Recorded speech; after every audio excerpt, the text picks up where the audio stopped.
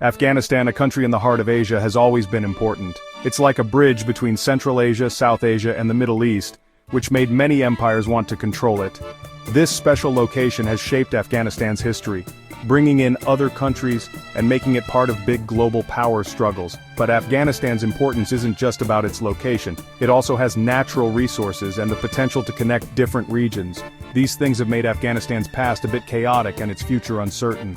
For a very long time, Afghanistan has seen empires rise and fall, each one leaving its mark on the country's culture and politics.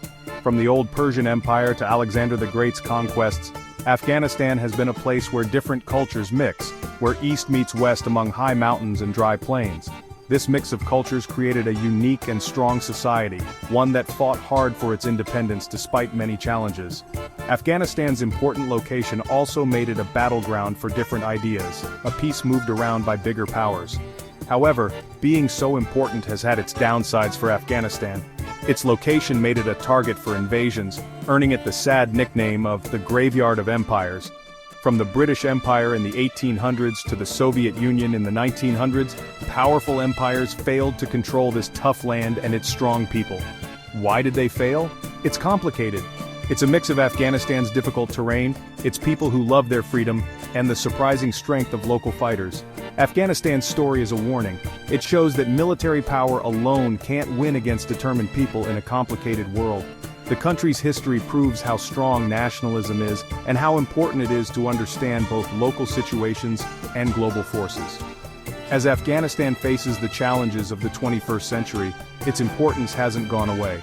It's still key for peace in the region, and a place that the world is watching closely. Only time will tell what will happen to this ancient land, but its past teaches us valuable lessons about this complex region and the importance of working towards peace and stability in this perpetually contested corner of the world. Afghanistan's history is full of stories about empires that tried to conquer its tough land and control its independent people. From the ancient Persians to Alexander the Great, the land we know as Afghanistan has been a desired prize, a strategic link between East and West. Yet empires learned the hard way that conquering Afghanistan is much easier than ruling it. The country's difficult geography, with its high mountains, dry deserts, and lack of roads and infrastructure, has always been a big problem for invaders. The British Empire, always wanting to expand, learned about the Afghan people's strength firsthand. The First Anglo-Afghan War, from 1839 to 1842, is often used as an example of an empire going too far. It saw a British army almost completely destroyed while retreating from Kabul. This embarrassing defeat showed the dangers of underestimating the Afghan people's determination to protect their home. The British tried again to control Afghanistan, but they eventually realized that having lasting power in this tough land was almost impossible. The Soviet Union, a superpower proud of its military, faced a similar fate in Afghanistan in the late 20th century.